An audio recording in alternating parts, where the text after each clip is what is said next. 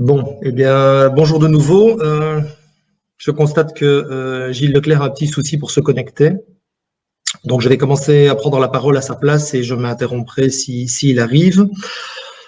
Euh, voilà, donc, au nom de la Malterie du Château, merci d'être là parmi nous. Je vois que vous êtes quand même une belle série de brassards, ça fait plaisir. Donc, le but de la discussion aujourd'hui est de parler des maltes Cara. Donc, Gilles devait vous parler de leur production et moi un peu de leur utilisation.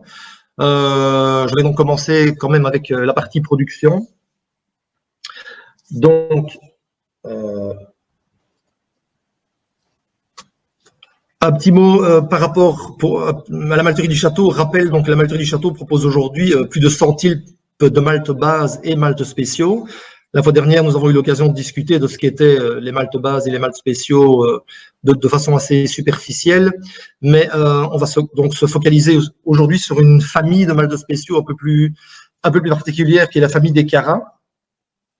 Alors, autre petit rappel sur ce que la malterie du château propose. Donc, les différentes familles de maltes qui sont disponibles.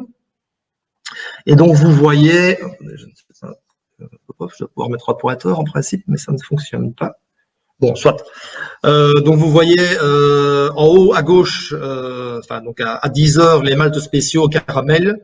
Donc, vous voyez 5 plus 6, ça veut dire qu'il en existe 5 en version traditionnelle et 6 en version nature. Alors. Voilà, Bruno, est-ce que tu m'entends maintenant?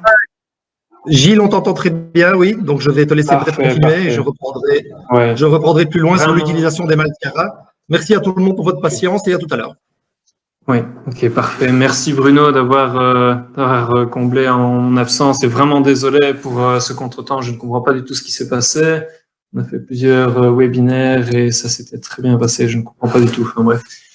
Voilà. Bienvenue pour ce webinaire sur les maltes Cara. Donc, les maltes Cara est une des thématiques phares à la malterie du château. On a deux thématiques phares de recherche pour l'instant, qui sont les maltes Cara et le malt vert, qui fera peut-être l'objet d'un prochain webinaire. Donc, je vais reprendre là où Bruno en était, donc sur le principe de maltage. Je vais pas m'attarder là-dessus. Hein. Vous connaissez tous ça. On passe au travers de la trempe, la germination, le touraillage. Je dirais que l'astuce, en fait, pour faire un bon malt Cara, en fait, le principe même, à la place de prendre de l'orge et de passer au travers de tout ce process, eh bien, on va s'arrêter avant le touraillage. Donc, comme vous le voyez sur ce schéma, on va prendre du malt vert au germoir, du malt vert. Donc, ici, dans notre cas, c'est généralement après 4 jours, on va dire, quand il est bien modifié, comme on dit dans le jargon, et on va l'amener au torréfacteur. La grande particularité, c'est qu'on est sur un produit qui est complètement humide, et on est à plus de 40% d'humidité, et c'est ce qui va nous permettre, en fait, de faire du caramel. Si on travaillait avec du malt Pilsen, ce ne serait pas possible de faire clairement un malt caramel. Donc, pour faire un bon malt caramel, il faut un bon torréfacteur. C'est aussi simple que ça. Un bon torréfacteur et bien sûr un bon process. Et donc, on a deux torréfacteurs qui sont chez nous, je dirais, à la pointe en termes d'innovation. On a celui de gauche que vous avez peut-être déjà vu si vous êtes venu à la malterie du château, donc qui est composé de 2 tambours qui sont dans le bas de la photo à gauche. L'enceinte au milieu étant le refroidisseur, parce qu'évidemment, quand on atteint la coloration ou le produit désiré, il est important de le refroidir pour le stabiliser. Et on a cette particularité d'avoir un préparateur sur le dessus. Je vais en parler un peu plus loin parce que c'est ça qui nous intéresse. C'est cette enceinte en fait qui est derrière la barrière jaune où on va avoir une certaine particularité là pour les maltes Cara.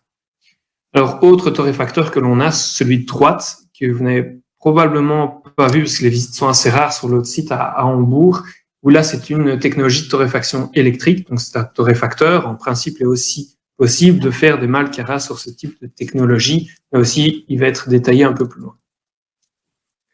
Alors justement, pour parler un peu de cette nouvelle technologie de torréfaction électrique, donc historiquement, je veux dire, les malteries ont toujours utilisé des tambours de torréfaction. Imaginez un tambour de machine à laver, c'est un peu là-dedans, je veux dire qu'on va produire tous les maltes torréfiés et les maltes caramélisés. Ici, on est sur un principe complètement différent. Donc, on ne fonctionne pas par batch, on va fonctionner en continu. Donc, on injecte le produit par le bas. Donc, imaginez, on prend le malt vert, on le fait rentrer dans ce tube par le bas, et ce sont des moteurs qui vont faire vibrer la tour pour faire grimper le produit dans le tube pour le faire sortir par le dessus. Et le tube, en fait, est en métal. Il va agir comme une résistance électrique, en quelque sorte. Et donc, le principe, je veux dire, au-delà de fonctionner sur un flux continu, a l'avantage aussi de ne pas donner de nitrosamine dans le malt, parce qu'évidemment, il n'y a pas de feu direct en contact avec le produit. On est sur un produit beaucoup plus homogène, ça se comprend facilement, parce qu'on n'a pas cette masse immense qui bouge à l'intérieur d'un tambour. Non, c'est vraiment un petit flux continu. Un plus de son, plus d'image. Ok, je parle dans le vide. Est-ce que l'équipe Bruno ou un autre peut me confirmer qu'il s'agit soit de moi ou soit d'une seule personne qui n'a pas le son ou l'image? Gilles, moi je t'entends toujours très bien et je vois les... Ok, d'accord. Donc c'était peut-être juste un participant alors qui a perdu la connexion. Désolé, c'est parfois un peu perturbant de savoir si ça vient de chez nous ou de chez vous. Donc, pour reprendre un peu ici... Les joies du Covid et des séminaires en distanciel, mais on t'entend bien. Oui. Ok, d'accord. Évidemment, on préférerait faire ça lors d'un salon, c'est beaucoup plus convivial, beaucoup plus agréable, mais bon, voilà. Là, on fait avec la situation. Donc, on est sur un process continu, comme je vous le disais. On sait faire plusieurs paliers de chauffe, en fait, avec ces, donc, c'est pas une seule température qui est réglée sur l'ensemble de la tour, non, on a plusieurs paliers de chauffe. Et on est sur un système qui est très écologique, je veux dire, par rapport à un tambour. Parce qu'il faut s'imaginer que sur la toiture qui abrite, en fait, du bâtiment qui abrite ce torréfacteur, on a 10 000 mètres carrés de panneaux photovoltaïques. Donc, ça représente 1 mégawatt électrique.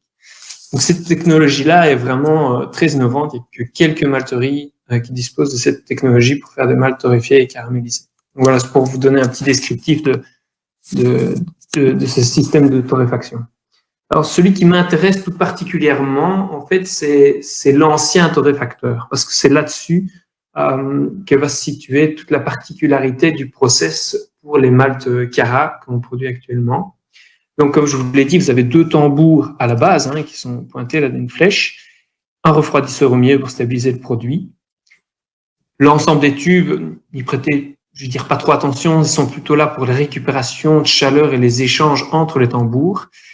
Le point d'importance, c'est en fait l'enceinte qui est au milieu, qui est ce qu'on appelle le préparateur chez nous. Il faut de pouvoir, je dirais, lui donner un autre nom, mais le nom est assez adéquat, c'est là où on va préparer le produit. La spécificité des maltes Cara qui sont produits à la malterie du château, c'est qu'on va scinder le process en 2. Donc, si vous voulez, quand on produit un malt Cara, on saccharifie, je vais en parler un peu après, et puis on caramélise. Et ce qu'on fait chez nous, c'est saccarifier dans le préparateur et caraméliser dans les tambours. Alors que chez la plupart des malteurs, en fait, ce sont dans les tambours que se fait et la saccarification et la caramélisation. Mais ces 2 étapes, en fait, ne peuvent pas être réalisées de manière optimale si elles sont faites au sein d'une même enceinte. Donc voilà, je vais détailler ça un peu plus loin. Voilà. Comme je vous le disais, il y a 2 étapes principales à partir du malt vert pour faire un très bon malt Cara. D'abord, ce qu'on va faire, c'est saccarifier. Saccarifier, je ne vais pas rentrer dans les détails parce qu'en fait, c'est ce que vous faites tous. C'est ce que les brasseurs font chez eux lors de l'empâtage. Donc, on a à l'intérieur de nos grains d'orge, de malt vert, de l'amidon, donc des longues chaînes de glucose qui sont relativement bien structurées. Et via la saccarification, via des enzymes que vous connaissez, les amylases, l'alpha, la bêta, etc., on va fonctionner avec un palier de température entre 60 et 70 degrés pour produire du glucose à l'intérieur de nos grains de malt vert. Vous me direz comment est-ce que vous arrivez à faire ça sans eau? En fait, si l'eau, on l'a, mais en fait, elle est à l'intérieur du grain. Il ne faut pas oublier qu'on est sur des grains qui sont à plus de 40% d'humidité. Donc, c'est assez comique au final de voir que quand on fait du Cara, nous aussi, on fait les premières étapes du brassage en quelque sorte. Et puis, ces molécules de glucose qui sont séparées les unes des autres, on va les réassembler via ce qu'on appelle de la polymérisation. Donc, on va caraméliser le produit en montant en température. Donc, le fait de se situer à des températures, on va dire, théoriquement 110 et 140 degrés pour des maltes Cara, eh bien, on va réassembler l'ensemble de ces molécules de glucose pour former des sucres complexes. Et ces sucres complexes sont en fait des molécules aromatiques qui vont vous donner tous ces arômes de caramel. Donc, si je reprends la dia précédente, eh bien, on a la saccharification qui se fait ici dans le préparateur, et puis la montée en température qui se fait après dans les tambours. Voilà la spécificité, je veux dire, des maltes Cara qui sont produits à la malterie du château. On a encore été beaucoup plus loin et j'en parlerai par la suite dans l'optimisation du process. Donc, notre gamme Cara, eh bien, comme si vous avez suivi le webinaire précédent, vous avez vu qu'il y a eu un très gros développement lors de l'année dernière, parce qu'on avait plus de temps aussi avec la crise du Covid. Donc là, pour vous parler un peu mais très très brièvement des produits qu'on a chez nous au niveau passé, présent et futur. Donc le passé, ça je veux dire, c'est les 5 maltes Cara auxquels vous êtes habitués, hein, le clair, le blond, le rubis, le gold, le spécial Belgium, qui est aussi produit à partir de malt vert, donc que l'on doit considérer comme un malt Cara, même si c'est issu d'une double torréfaction, etc. Donc, ces 5-là, je dirais que vous les connaissez depuis longtemps. Et puis, ceux qu'on a développés l'an dernier, donc il y a vraiment une intention ici, de la part de la malterie du château, d'aller jusqu'à 100 maltes en 2020. Donc, c'est ce qu'on a réussi à faire, et notamment au travers du développement de notre gamme Cara. Parce qu'on en a ajouté 6 dans cette gamme. Donc, comme vous le voyez, ils sont de coloration qui reste assez faible si on met le Cara Café de côté. Donc, ce sont des gammes de coloration qui sont intéressantes parce qu'elles viennent en fait combler les maltes Cara qu'on avait déjà, combler un peu les trous qu'il y avait dans notre gamme. On a décidé de ne pas aller plus haut que le Cara Café parce que là, on va un peu tomber dans les réactions de Maillard et on va tomber dans des notes qui sont pas tout à fait désirées, je veux dire, pour un malt Cara, dans le sens où on va commencer à goûter un peu, comme le nom l'indique, des goûts de café, des goûts de plus torréfiés, je dirais, qui sont pas tout à fait désirés. Le Cara Café est un peu un intermédiaire entre les deux, où parfois les notes de Cara sont un peu masquées déjà par des notes de café. Alors, voilà, ça c'est ce qu'on a développé. Je pense que ça vous a été brièvement présenté lors du webinaire précédent.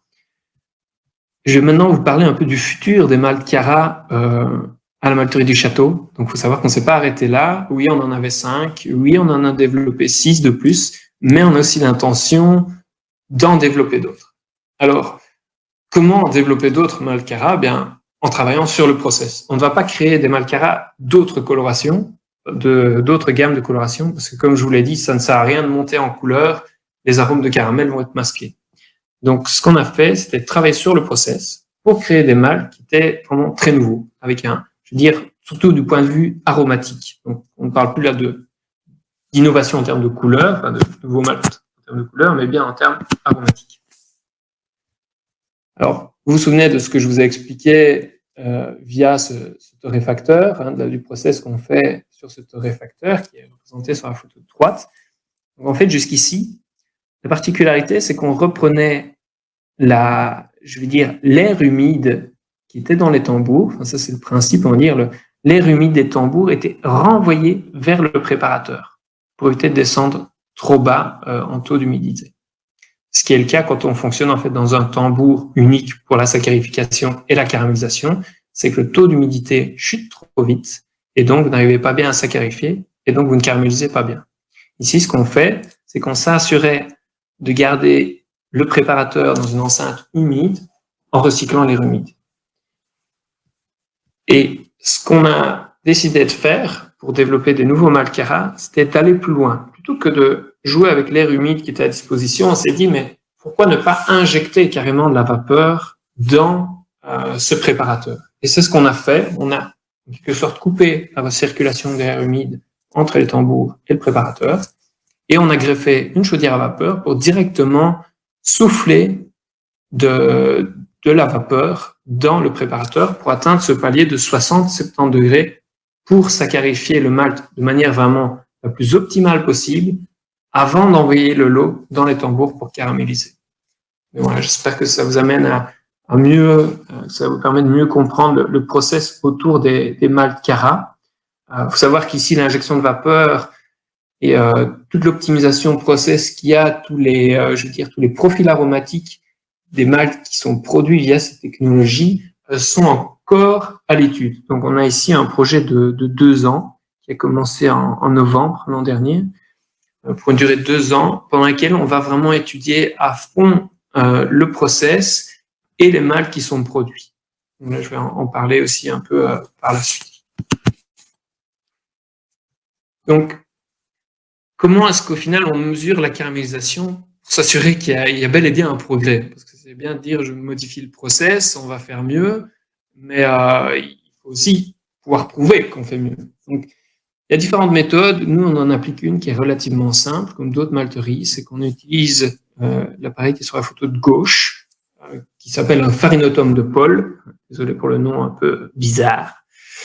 Et donc, ce qu'on fait en pratique, c'est qu'on met 50 grains, et puis on a une lame qui vient couper les 50 grains en une fois. Donc, 50 grains qui sont pris évidemment aléatoirement dans un échantillon. Et puis, on va analyser visuellement l'intérieur de ces grains. Comme vous le voyez sur la photo de droite, certains grains sont très bien caramélisés et d'autres, pas vraiment. C'est parfois un peu l'intérieur, parfois un peu l'extérieur qui est caramélisé. Je veux dire que la photo de droite est représentative d'un process où on va pas tout à fait optimiser la saccharification et où on travaille en fait dans un tambour où le process ne va pas être homogène, comme ça se reflète en fait sur l'entièreté des grains. Et donc, on va estimer la surface et par rapport à d'autres malteurs, en fait, on implique une mesure qui est plus objective que la règle des 2/3. Donc, il faut savoir qu'on n'avait pas ça sur vos bulletins d'analyse, mais le malteur s'intéresse quand même à analyser le taux de caramélisation et regarde l'intérieur des grains et quand c'est caramélisé aux 2/3, ils disent que le grain est caramélisé. Donc, moi, ça ne m'allait pas trop. J'avais envie d'aller plus loin que ça, avoir une mesure qui était plus objective parce qu'on aurait pu avoir un lot où tous les grains sont caramélisés aux 2/3 et dire qu'il est 100% caramélisé, mais c'est pas tout à fait objectif pour moi. Donc, ce qu'on fait, c'est qu'on estime la surface réelle pour chaque grain. Ça prend un peu de patience. Et puis, on va cumuler ces valeurs pour l'ensemble des 50 grains et on répète la mesure 3 fois. Ainsi, on a une mesure qui est vraiment objective. Elle est basée sur la surface réelle et pas la règle des 2/3.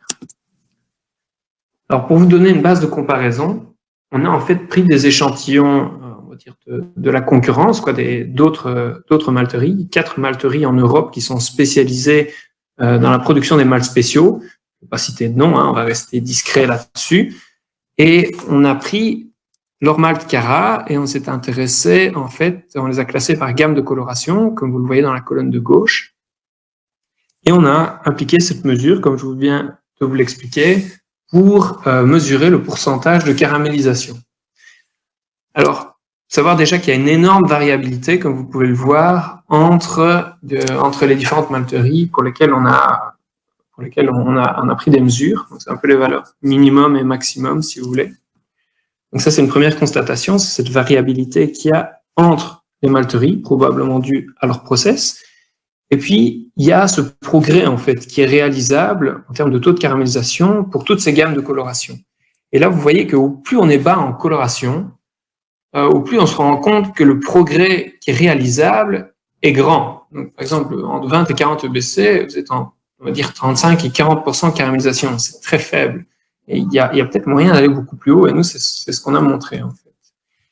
Et puis, il y a un gain, on va dire, qui est... ce gain est variable pour les hautes colorations, et effectivement, le gain est plus faible. Mais via notre nouvelle méthode, en fait, avec l'injection de vapeur, on s'est rendu compte que on pouvait combler ce pourcentage qu'il y avait à gagner en fait en termes de coloration, de caramélisation, et on pouvait le combler sur toutes les gammes en fait. Donc même pour des maltes qui sont de basse coloration, on a réussi à atteindre des taux de caramélisation qui étaient entre 90 et 100%, ce qui n'est disponible dans aucune malterie, en tout cas toutes les malteries desquelles on a pris des échantillons, on n'a jamais vu ça. Voilà, ça c'était en termes de comparaison. Ce qu'on a fait aussi, c'était comparer ce qu'on appelait l'ancien procédé et le nouveau procédé. Donc, ce sont des résultats qui sont préliminaires. Comme je vous ai dit, c'est un projet qui est sur 2 ans, donc on est encore vraiment de s'intéresser à fond à cette thématique et à avoir de plus en plus de résultats au fur et à mesure. Mais ici, c'est, je veux dire, à titre préliminaire. Je vous ai mis 2 photos qui contrastent assez bien. Ça peut paraître étonnant, mais en fait, ces grains vont vous donner sont issus de batchs qui ont la même gamme de coloration. Et donc, on a ici un lot qui est issu sur le dessus, qui est issu de l'ancien procédé, et on retrouve cette hétérogénéité à l'intérieur des grains en termes de caramélisation. On a montré que via le nouveau procédé, on savait non seulement monter beaucoup plus haut en termes de taux de caramélisation, mais en plus de ça, on avait plus d'homogénéité entre nos grains. On avait un gonflement des grains. Vous voyez ces poches d'air au-dessus du caramel sur les grains du bas, ce qu'on n'arrive pas très bien à expliquer pour le moment. Et un aspect extérieur qui, bon, ça c'est peut-être moins important, mais qui était vraiment magnifique. On se retrouvait avec un malt où les grains avaient l'air énormes. Ils étaient tout gonflés, tout gros, tout beau, avec des belles colorations. Visuellement, c'était vraiment des très beaux lots, quoi. Alors, on a réalisé des essais jusqu'à présent où on se situe entre 38 EBC et 267, comme vous le voyez sur la photo. On a décidé qu'on n'allait pas aller au-delà, parce que quand on est aux alentours de 40 EBC, ben, voilà, au terme de faisabilité, c'est quand même assez chaud, hein. Il faut se rendre compte qu'on est sur un produit très humide, on doit le sécher, le faire caraméliser et atteindre un taux d'humidité à la fin qui est qui est de l'ordre de 6% maximum, on va dire. Et si on est trop haut en termes de taux d'humidité, au final, le produit se conserve pas, donc on est obligé d'écarter ce lot. Mais on a réussi à obtenir des résultats tout à fait corrects jusqu'à 38 EBC. Et pour la limite supérieure, on est allé jusqu'à 267, je dirais plus ou moins 300 EBC. Et là, on a décidé, c'est pas une question de faisabilité, c'est une question d'arôme. Comme je vous l'ai dit, quand on passe une certaine barrière, on va employer des températures qui sont trop hautes, avec un taux d'humidité trop bas, et en fait, on va se retrouver dans les conditions idéales pour tout ce qui est réaction de Maillard. Et donc là, on va avoir des arômes de café qui sont pas tout à fait désirés, qui sont pas désirés dans le cadre d'un projet de recherche sur les malts Cara. Donc ici, quand vous regardez l'étendue de cette gamme, il faut bien se dire qu'en fait, le process de saccharification en préparateur est relativement similaire. Ce qui va changer, c'est les paliers de température qu'on va appliquer plutôt en tambour. C'est là que va se faire la différence dans le process. Alors, on a, vu que c'est quand même un projet de recherche, on essaie de faire ça sérieusement, de manière, on va dire, scientifique. Et donc, on a comparé le vieux process, donc on n'utilisait pas de vapeur, avec le nouveau process, avec injection de vapeur. Et on était vraiment très étonnés des différences qu'on a su obtenir. Donc là, on compare 2 lots qui sont à 120 EBC. Comme je dis, l'un, vieux process, l'autre, nouveau process.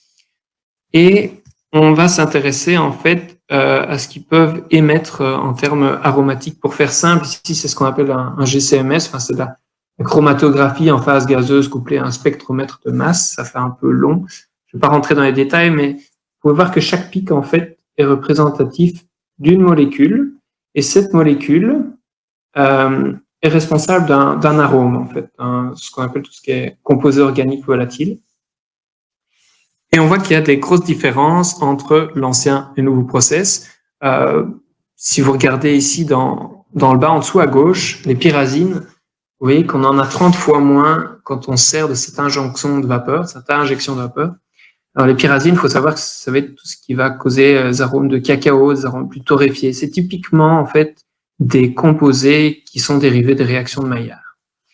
Pour ce qui est composé responsable des arômes de caramel, par contre, donc le furfural, l'acétifurfural, le furan de méthanol, le maltol et d'autres, vous voyez qu'on a en fait une belle augmentation. Bon, pour certains, on a une petite diminution. Il faut savoir que quand vous goûtez un arôme de caramel, vous percevez un arôme de caramel, il y a plusieurs molécules derrière et toutes n'ont pas la même intensité. Donc, par exemple, le furfural à gauche et le maltol à droite ont beaucoup plus d'importance que les deux petits au milieu. Donc au final, si on perd sur certains mais qu'on gagne sur d'autres, globalement, on a un arôme de caramel qui est beaucoup plus présent. Voilà, je ne vais pas rentrer dans les détails au niveau des autres composés.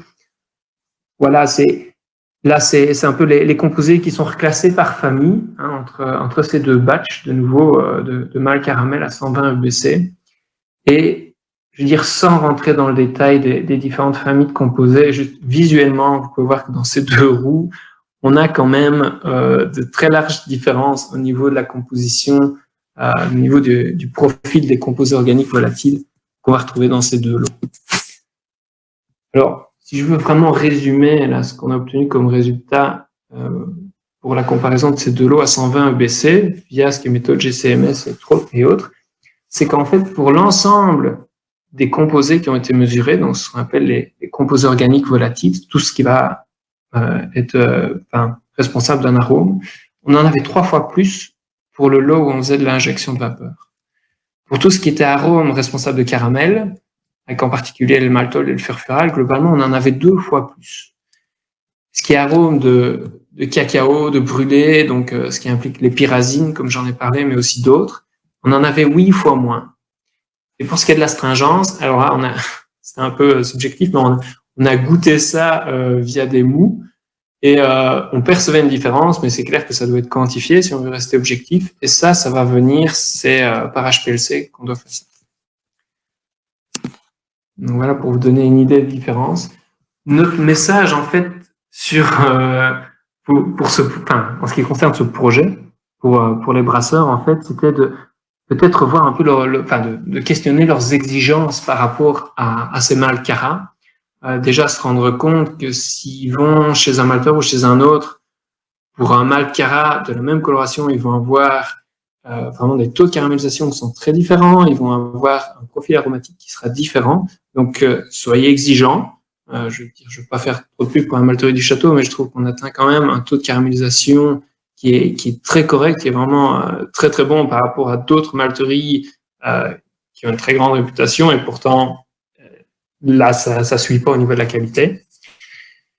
Et de vous questionner un peu aussi sur ce que vous voulez faire comme bière et comme utilisation de ces mâles Cara, dans le sens où si on arrive à augmenter la caramélisation de manière très très haute, donc je veux dire si on prend un mâle Cara qui est normalement entre 20 et 40 EBC, et qu'on passe de 30 à 100% de caramélisation, en fait, c'est pas juste une amélioration, c'est pas juste un progrès qui est incrémental, on va dire, on est sur un progrès qui est plutôt un progrès de rupture, dans le sens où si vous brassez une bière avec un mâle Cara, donc des mâles Cara de même coloration, mais qu'il y en a un qui est à, on va dire, 20% de caramélisation et l'autre à 100%, et vous allez goûter votre bière et ce ne seront pas les mêmes, en fait. Ce ne sera pas juste une amélioration, vous êtes sur un style de bière complètement différent.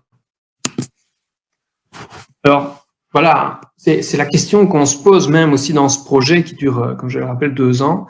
C'est qu'en fait, on va aller jusqu'au produit final, on va brasser des bières et on va se demander si on n'est pas sur un progrès de rupture au final, où on produit des maltes caramel qui permettent d'aller vers des nouveaux styles de bière, en fait. Donc, quand vous brassez une blonde ou une ambrée, c'est courant d'aller mettre 10%, on va dire, de mâle Cara de basse coloration dans une ambrée pour donner plus de corps, qu'elle soit plus aromatique, etc. Mais si vous mettez en fait un mâle Cara basse coloration qui est caramélisé à 100%, vous pourriez vous retrouver avec une blonde ambrée qui a vraiment des arômes caramel, je veux dire, qui a moins d'âcreté aussi, parce qu'on l'a vu, il y a aussi toutes ces pyrazines, etc., tout ce qui est dérivé des réactions de Maillard qui peut vous causer cette âcreté et ces saveurs de brûlé. Donc là, on sort un peu, j'ai l'impression qu'on a une vague où on a vu un gros boom sur les IPA, c'était très fort la mode. On sait que c'est en train de changer, les gens se lassent un peu, je veux dire, de ce style-là, enfin en tout cas ils ont envie d'un renouveau. Et donc, on est un peu dans une vague où on retrouve de plus en plus le slogan Malt is the new hop. Donc, pour dire, voilà, la nouvelle vague, les nouvelles modes vont tourner plus autour du malt que du houblon. Donc voilà, c'est bon à savoir quand on sait qu'on développe des mâles Cara innovants. Donc voilà, j'ai essayé de faire assez court et assez vite pour pouvoir laisser la place aussi à Bruno, vu le retard que j'ai un peu pris avec ces problèmes techniques. Je suis vraiment désolé pour ça. Et je vais maintenant céder la parole en fait à Bruno, qui va vous parler vraiment de l'utilisation de ces maltes Cara dans le brassage. Merci à vous. Ok, merci Gilles. Voilà, donc je prends la parole maintenant pour un peu poser la question plus pratique. Qu'est-ce qu'on va faire avec tout ça? Effectivement, c'est très intéressant de savoir comment on les fait, de les caractériser, mais voyons aussi un peu à quoi ça sert en pratique. Bon, Gilles l'a évidemment déjà très bien abordé. Donc, pourquoi utiliser des maltes Cara? Bon, ben voilà, je ne vais pas répéter tout ce qui vient d'être dit, mais par contre, on insistera bien sur le fait que Cara ne veut pas dire automatiquement très coloré, donc on peut vraiment avoir des bières qui vont de blondes, même de très blondes, à des bières ambrées. Simplement, c'est que on va chercher, voilà, au risque de répéter de nouveau, des goûts plus équilibrés, en tout cas en matière de corps, et des arômes de caramel assez typiques. Si vous cherchez une bière très sèche, de fait, ce ne sont pas les maltes Cara que vous cherchez, mais si vous cherchez une bière qui est balancée au niveau de son corps, il y a moyen de faire quelque chose d'assez chouette. Donc revenons un tout petit peu sur une photo comparative de deux grains donc deux grains de malt qui sont vus ici en coupe. Et qui illustre vraiment la différence entre ce qu'on peut avoir avec soit un touraillage accru ou soit même une torréfaction mais sans caramélisation, et vraiment ce qu'on a avec un caramel. Il faut savoir que les deux grains que vous voyez ici vont donner la même couleur à votre bière. Donc Gilles a évoqué tout à l'heure des grains qui étaient différents par rapport au procédé mais qui étaient des Cara. Ici vous avez vraiment voilà, du biscuit en haut et du Cara Ruby en bas. Ben, si vous broyez ces grains dans les mêmes proportions dans vos bières, vous allez avoir des bières qui ont la même couleur, qui en général, bon, évidemment, à raison de 10-15%, vont vous donner des bières plutôt rouges. Mais rien qu'en voyant cette photo, on imagine déjà évidemment très bien que c'est différent. Quels sont les avantages indéniables des Cara? Et c'est vraiment objectivé. Ben, c'est améliorer le corps à la bière. Gilles en a beaucoup parlé. Il y a la sensation en bouche, parce que la viscosité de la bière et un certain aspect soyeux qu'on va retrouver grâce au Cara sont assez caractéristiques. Donc je répète de nouveau, si vous cherchez des bières très sèches, c'est pas votre ami. Mais si vous cherchez l'opposé de ça, c'est effectivement vraiment quelque chose qui va vous aider. Ce dont on n'a pas encore beaucoup parlé, c'est l'amélioration de la tenue de mousse. Bon, à peu près tout le monde, évidemment, est heureux d'avoir une bonne rétention de mousse sur sa bière. Et le Cara va vous aider. Vraiment, vous allez voir dans les slides suivants qu'il y a une amélioration évidente de la tenue de mousse, toute autre chose restant égale, en utilisant du Cara. Voici par exemple un test qui a été fait à l'intérieur de Castel Malting, que moi-même j'ai réutilisé dans une conférence il y a quelques temps. On a utilisé donc du Cara Ruby dans un cas et du Château Abbaye dans l'autre. Ces deux maltes ont le même indice EBC, vont vous donner la même couleur de bière, mais ne vont pas vous donner la même bière en bouche, mais même sans la boire. Donc ça tombe bien parce qu'ici, hélas, on va devoir rester en virtuel. Même sans la boire, vous voyez une différence quand même évidente. Bon, on parle pas évidemment du simple au quintuple, mais vous voyez une différence évidente sur le temps de 15 minutes entre ces photos de rétention de mousse dans le cas du Cara Ruby qui se trouve évidemment dans le verre de gauche. Sinon, ça aurait raté. Excusez-moi. Voilà. Donc, on risque de se répéter un peu. De nouveau, désolé. Le brassage avec les maltes Cara, qu'est-ce que ça va vous apporter? Ben, d'abord, des sucres non fermentés cibles. Et il ne faut pas oublier que c'est l'intérêt justement des molécules qu'on va retrouver dans le Cara, c'est de ne pas être fermenté cible. Donc vous allez avoir une densité finale plus élevée pour une même densité initiale, et ceci avec exactement le même profil de brassage. Voilà, tout simplement parce que il y a toute une série de composés qui vont pas être saccharifiés, qui vont pas finir dans la transformation en alcool. Bien entendu, il y a un impact sur le taux d'alcool, ça c'était une évidence. Il faut pas oublier que beaucoup de brasseurs artisanaux travaillent encore avec des fermentations en bouteille pour des raisons diverses, mais si vous voulez garder effectivement un corps et un arôme lié au Cara, ben vous avez intérêt à ce que ça soit pas fermenté cible, sinon de fait avec le temps ça va pas rester. Évidemment, le style et le profil de la bière vont être fortement impactés par le pourcentage et le type de Cara qu'on met. Donc, souvenez-vous que Cara ne veut pas dire coloré, il existe des Cara clairs. Comme Gilles l'a montré, une des prouesses des nouvelles procédures, c'est de réussir à produire des Cara clairs qui sont avec un très haut taux de conversion en caramel. Donc, vous pouvez vraiment avoir une bière blonde qui a des caractéristiques de malt Cara et sans avoir spécialement la couleur fort marquée. La viscosité, bien, on vient d'en parler. Elle a aussi un impact qui est un peu négatif, qui est une moins bonne efficacité en filtration. Bon, sincèrement, moi je vous dirais bien que bon, je suis donc copropriétaire d'une brasserie dans laquelle on utilise pas mal de malt Cara. Et voilà, la filtration de la mèche ne se ressent pas spécialement. La filtration de la bière non plus. Tout dépend évidemment des doses qu'on utilise. Ne pas oublier qu'on peut brasser avec d'autres produits additionnels qui peuvent être difficiles à filtrer. Donc, évidemment, il faut additionner les soucis de filtration. Le blé, le seigle, l'avoine peuvent poser des soucis. Le seigle, tout particulièrement, pour ceux qui s'y sont déjà frottés, ils doivent le savoir. Fait qu'il y a énormément d'importance, le malt Cara n'a pas de pouvoir diastasique. Donc, il ne faut pas compter sur votre malt Cara, évidemment, pour avoir les réactions enzymatiques espérées au niveau de la découpe de votre amidon. C'est-à-dire que ça limite aussi la quantité de Cara qu'on peut utiliser dans un versement. Maintenant, limite, voilà, hein, on parle de jusqu'à 30% sans problème. Hein. 30%, c'est déjà pas mal. Hein. Votre but n'est évidemment pas de faire du sirop sucré. L'empattage de la température unique égale temps de réglage. Excusez-moi, ce n'est pas moi qui ai écrit ce slide. Et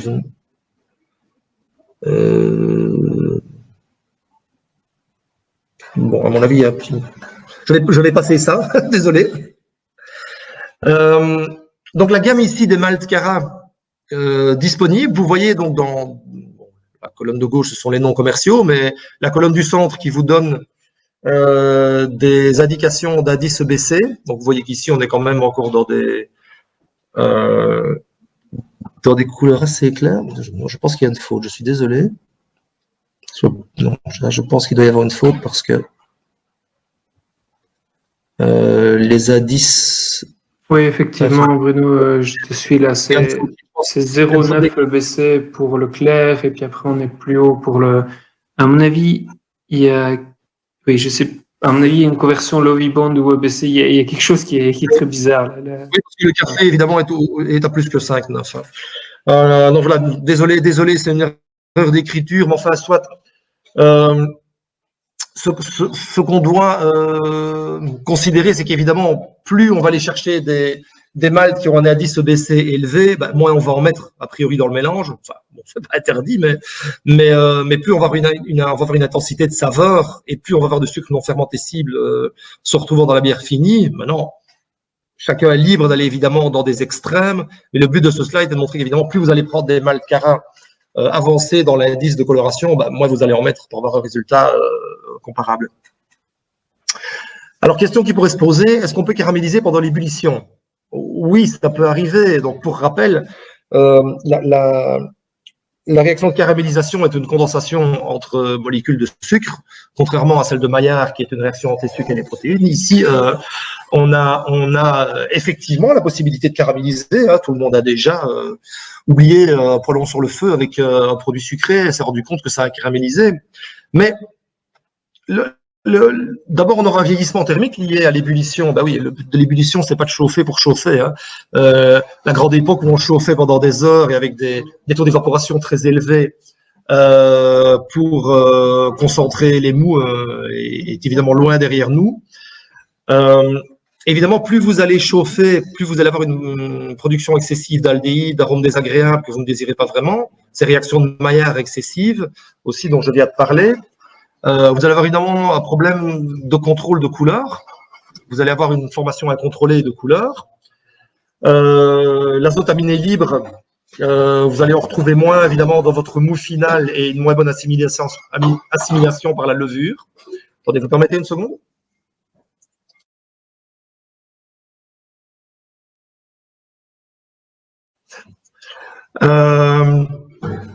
Donc, vous allez avoir de fait une moins bonne formation et une moins bonne tenue de mousse, parce qu'évidemment, avec votre ébullition accrue, ben, vous allez évidemment dégrader d'autant plus de protéines. Bon, j'imagine que vous êtes familier avec tout ça.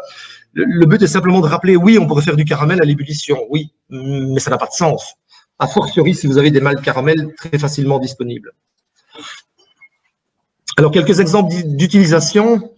On peut avoir effectivement, comme nous l'avons indiqué avec le Caraclair, des bières type bière belge blonde, pas légères, mais légères en coloration, pardon, et dans lesquelles on va vraiment donner du corps sans avoir besoin, évidemment, de donner énormément d'alcool.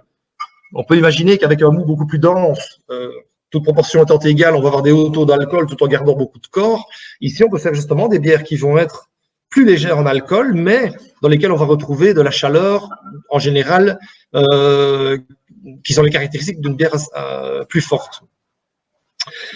Bon, évidemment, bon, à droite, vous avez bière belge double. Bon, il y en a 3 ici, on pourrait aller jusqu'à l'infini, hein. Le but est simplement de montrer que vous pouvez aller chercher la couleur et le corps en même temps grâce à ce type de grain. Voilà, type de bière anglaise, donc Caraclair pour une Pale Ale, Carablon pour une Golden Ale et Cara Ruby pour une Brown Ale. Bon, on peut citer à l'infini, hein. Je rappelle, toute phase utile, que sur le site de la Malterie du Château, vous trouverez toute une série de suggestions de recettes avec des conseils sur les types et les proportions de malt, cara et autres à utiliser. Gardez toujours bien en tête que c'est un point de départ, hein. Vous allez évidemment faire votre propre expérience à partir de là.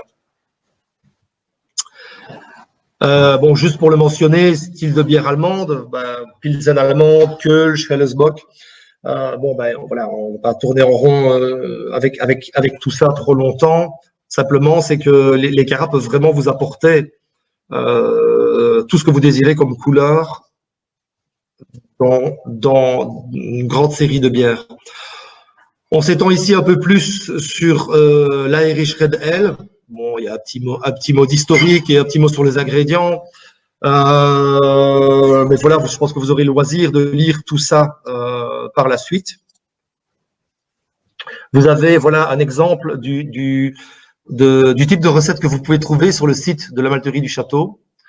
Vous serez très heureux de savoir que ça se marie très bien avec le fromage de chèvre et les saucisses à la purée. Voilà, mais je pense que vous avez tous évidemment votre propre expérience et vos propres avis sur ce genre de choses. Voilà, j'ai aussi un petit peu accéléré pour laisser un peu de temps aux questions dans le temps alloué à ce séminaire. Bien entendu, n'hésitez pas à revenir à l'équipe de Malterie du Château avec toutes questions pratiques sur les maltes et si il y a des questions pratiques sur leur utilisation en brasserie, des choses spécifiques, ils peuvent toujours me les transmettre aussi pour avis et je serai ravi de revenir à vous là-dessus. Donc, on arrive à la fin du slideshow. Juste, on va reprendre un peu les questions dans l'ordre où elles sont arrivées sur l'onglet questions et réponses. N'hésitez pas, si vous en avez encore d'autres, à revenir rapidement. Gilles, je te laisse peut-être la parole sur certaines questions et tu peux en passer certaines sur lesquelles je reprendrai par après, si ça te convient. D'accord, ouais, voilà. On peut faire comme ça. On a le son et l'image, waouh. C'est trop bien. Donc, je vais reprendre les questions dans l'ordre à partir du début. L'augmentation d'acide acétique, oui, j'ai dû tracer un peu. Du coup, j'ai pas eu le temps de beaucoup m'étendre sur les améliorations qu'on est arrivé à avoir dans le process. Faut savoir que quand on change de process, il y a des choses qui tournent en bien et parfois d'autres moins bien. L'acide acétique, en fait, on se pose un peu la question de savoir si on en avait nettement plus, effectivement, dans nos nouveaux malts Cara avec injection de vapeur. Est-ce que c'est grave? On a fait des tests, des analyses sensorielles, des dégustations. Il y a une dame qui m'a bluffé, qui travaillait plutôt dans l'œnologie, qui a réussi à ressentir la différence d'acidité entre les deux bières, ce que personne n'avait réussi à percevoir. Donc, oui, je pense qu'il y a moyen de le percevoir. Maintenant, est-ce que c'est vraiment significatif ou pas? Là, je sais pas. Je dirais que l'avenir nous le dira, vu qu'on a un fameux projet de recherche là-dessus. Donc, les résultats sont les mêmes pour du malt d'orge ou de blé ou autre seigle, épeautre, etc. Je crois qu'il s'agit de la... Oui, je suis pas sûr de comprendre exactement la question, mais en fait, ici, nous, on ne travaille quasi que avec de l'orge, en fait, pour tout ce qui est caramélisation. Si vous faites attention à notre gamme, on n'a pas de malt de cara, de seigle, d'épeautre et autres. C'est une idée, c'est quelque chose on est tout le temps en pleine recherche de produits qu'on pourrait ajouter à notre catalogue. Spécialement l'année dernière, ça a été un gros développement. Comme je le rappelle, on est passé de 76 à 100 malts, donc de 74 à 100, pardon, donc 26 nouveaux produits. Mais on a beaucoup en fait de types de malt qui sont dans les cartons au niveau développement, là où on doit un peu plus creuser au niveau du process. Alors, question suivante, je trouve toujours des grains qui ne sont pas caramélisés, intérieur blanc comme un malt de base, en mélange avec des grains caramélisés dans le Caragold. Est-ce normal?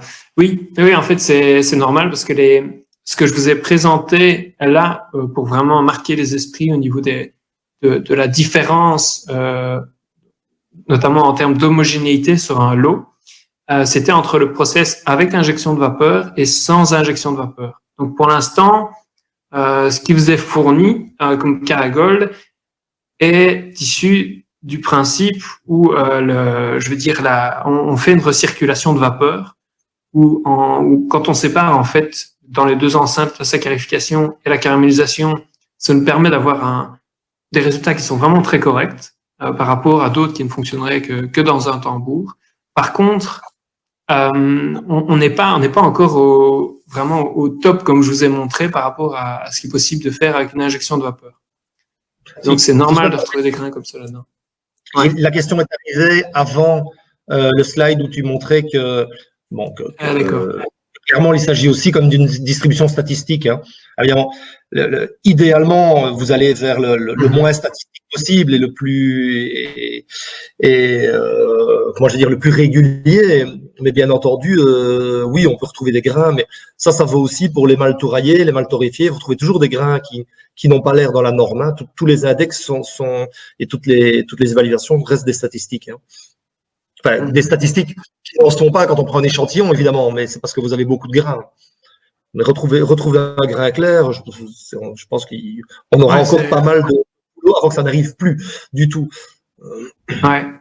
Oui, même quand on atteint 90% de caramélisation, ce qui est extraordinaire par rapport à d'autres, vous avez quand même un petit grain sur 100 sur lesquels vous pouvez tomber et qui sont complètement clairs.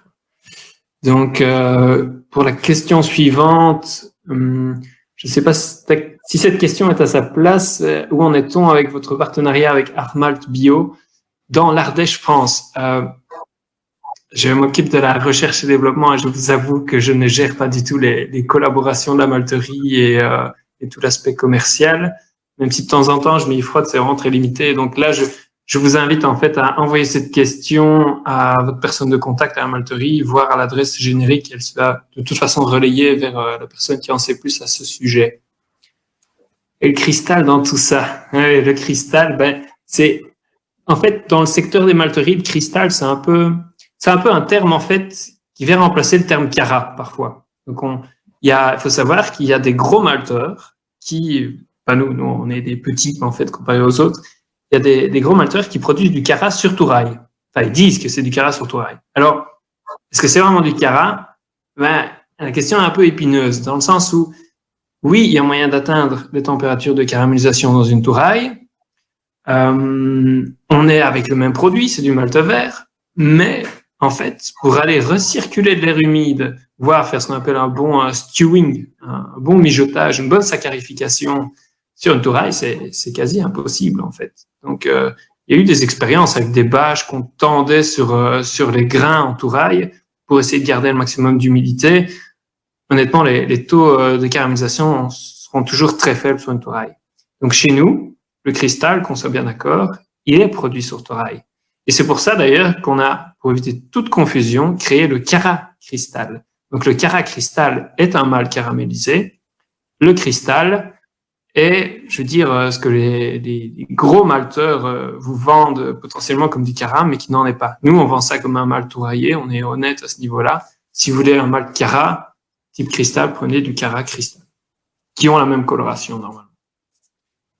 Alors, peut-il y avoir une interaction entre les enzymes et le caramel lors de l'empâtage?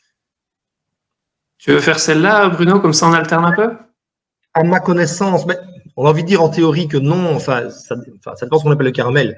Si en caramel, on parle du malt caramel, oui, parce que le malt caramel, enfin le malt Cara contient évidemment des fractions qui peuvent être encore découpées par les enzymes, mais par contre le caramel en lui-même, à ma connaissance, moi j'ai jamais vu en tout cas de mesure de ça, mais à ma connaissance pas vraiment, non.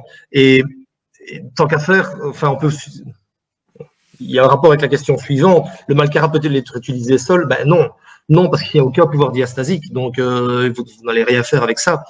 Alors je pense que la première question ne parle pas des enzymes du malt Cara, mais des enzymes qui viendraient des maltes traditionnels à côté. J'ai envie de vous répondre que non, mais sincèrement, je n'ai jamais vu de littérature sur la question et c'est un peu interpellant de savoir effectivement, tiens, ici on brassait rien que du malt Cara pour voir ce qu'il y a et puis on le brassait avec un malt très enzymatique ou même des enzymes exogènes et quel est l'impact sur les composés caramel, sincèrement, je ne sais pas, mais j'ai envie de dire instinctivement que non. Alors, je laisse la suivante. Depuis combien de temps vous avez la technologie? Ça, c'est la production. Alors, oui, le préparateur, il est là, je veux dire, depuis que le torréfacteur est là. Hein, tout a été pensé au début, mais évidemment, tout n'a pas été mis en place au début. Et pour l'instant, je veux dire, ce que vous recevez passe par le préparateur, mais juste avec une recirculation de l'air humide. Et tout ce qui est injection de vapeur, là, c'est pas encore commercialisé en fait. Donc, comme je l'ai dit, c'est un projet de recherche de 2 ans et où en fait on se sert de la vapeur juste pour nos batchs tests quoi. Donc ça c'est pas encore disponible. J'espère qu'on va atteindre. Je veux dire, c'est toujours un dilemme quand on démarre un projet de recherche. C'est est-ce qu'on va atteindre le stade de commercialisation? On n'a jamais de garantie à ce niveau-là. Ça arrive plus souvent, enfin dans le privé, on va vers de la pratique. Donc ici, on a un bon espoir d'atteindre la commercialisation, mais il faut qu'on montre que le progrès aussi, que le profil aromatique qu'on va atteindre est complètement différent, parce qu'il faut savoir ici qu'on recrée des malt Cara qui ont en soi les mêmes colorations que ceux qui existent déjà dans notre catalogue. Donc il faut qu'on montre qu'on a bien de superbes différences. Alors, j'ai raté le début de la présentation. J'ai envie de dire moi aussi, tristement, vu que j'ai eu quelques petits problèmes de connexion. Pourrais-tu envoyer une copie des slides? Si c'est le tirage Inster que moi je connais, parce qu'il y en a dans notre région, ils peuvent venir me trouver, ils pourraient les avoir de ma part. Oui.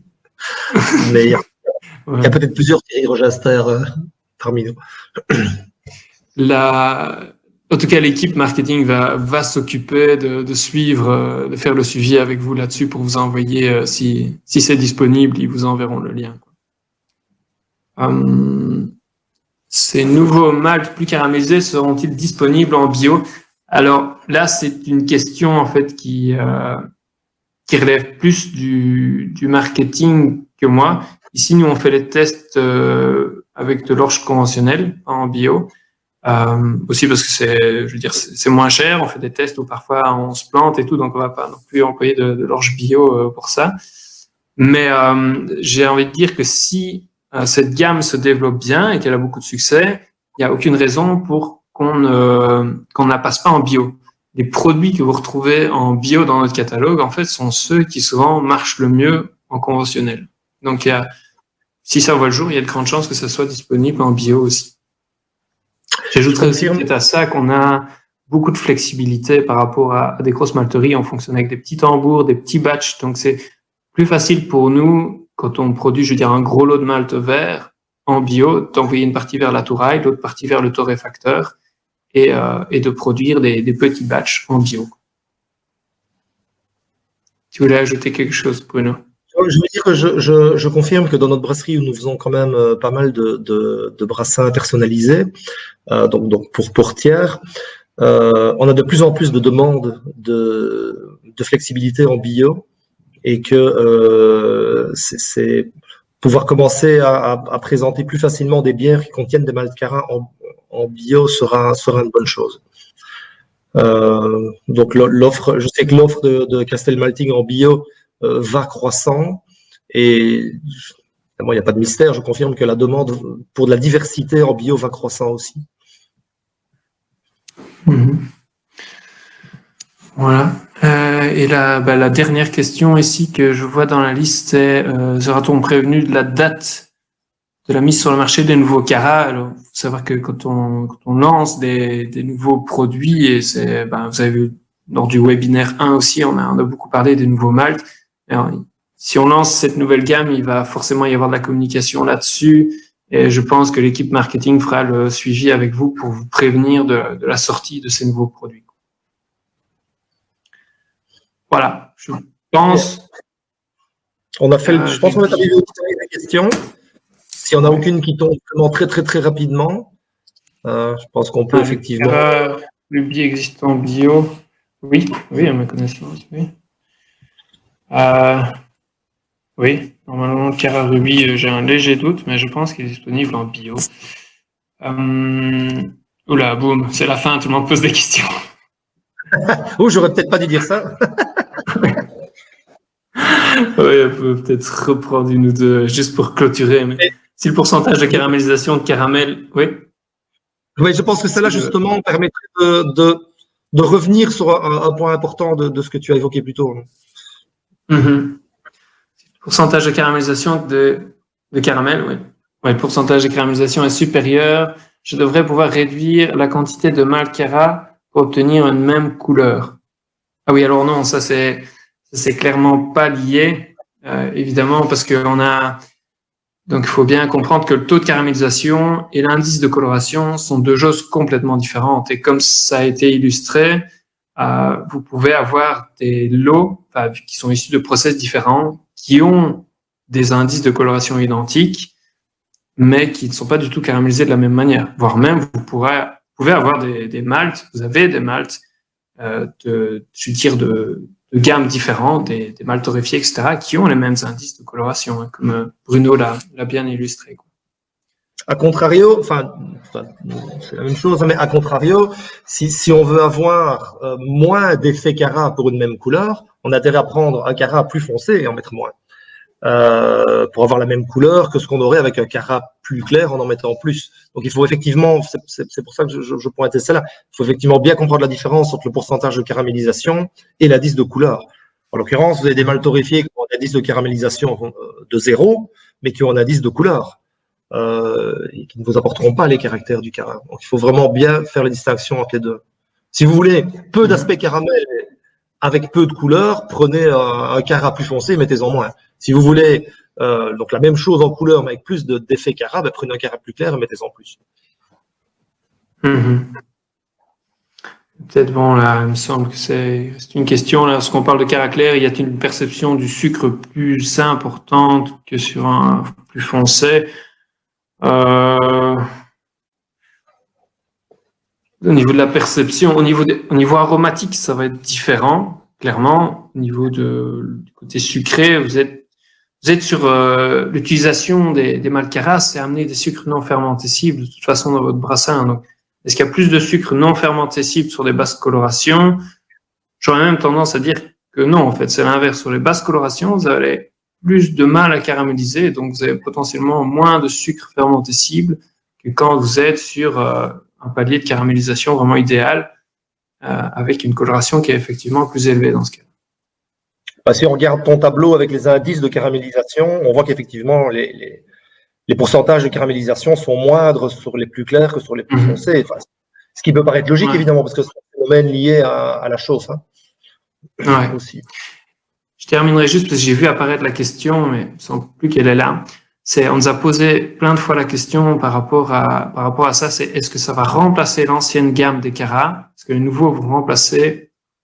Ou est-ce qu'il va s'agir d'une nouvelle gamme? Il faut savoir que si le projet aboutit à des résultats vraiment corrects, révolutionnaires en termes aromatiques, ce sera une nouvelle gamme. On ne va pas remplacer, on ne peut pas en fait remplacer l'ancienne gamme parce que vous avez déjà vos recettes avec des bières qui sont déjà bien calées, qui ont un certain succès, etc. On ne peut pas se permettre de changer le produit comme ça. Pour un fournisseur, ça ne serait pas correct, évidemment. Et ça vous obligerait à tout revoir, je veux dire, vous, dans votre process, ce dont on n'a pas envie, évidemment. Et puis Castel Malting repasserait en dessous des 100 maltes, ce serait pas... Ouais, voilà. Non, on est déjà à 100 cette gamme-là, donc on est bon. Là, on va exploser le score. Si on développe une nouvelle gamme de Cara, on est déjà en soi la malterie qui a l'offre la plus large. Donc, si on développe encore tout ça en plus toutes les autres idées qu'on a, on a parlé un peu d'autres céréales qui pourraient être caramélisées.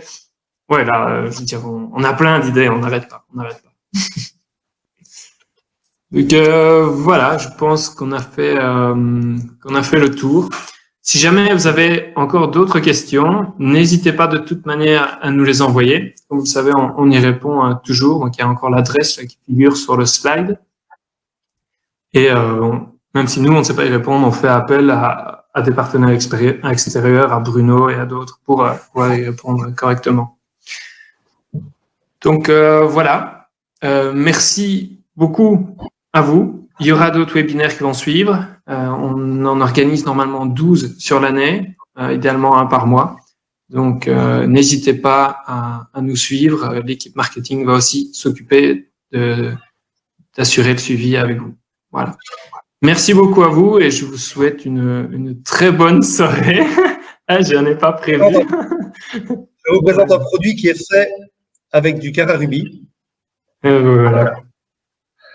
Ouais, ok. Eh ben, santé à vous. Que d'une mousse indiscutable. Bonne fin de journée à tout le monde. Merci beaucoup. Santé. Oui. Merci à tout le monde. Merci à Bruno et à l'équipe. À bientôt.